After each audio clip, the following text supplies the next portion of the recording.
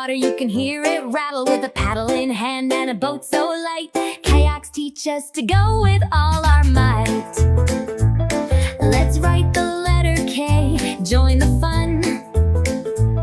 Let's learn the alphabet with everyone. Capital K with two lines that meet. Lowercase k with a curve that's neat. K is for kayak. Paddle, paddle, paddle. Learning letters with a fun new saddle.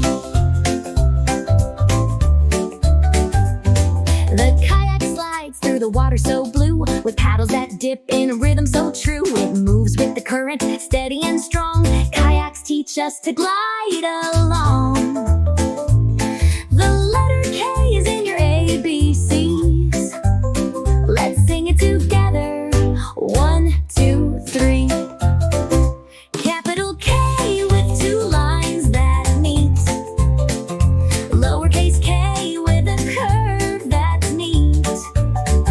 K is for kayak. Paddle, paddle, paddle. Learning letters with a fun new saddle. Kayaks go where the rivers flow. Let's write the letter K and let it show. Write it down, it's easy to see. The letter K is next in our ABCs.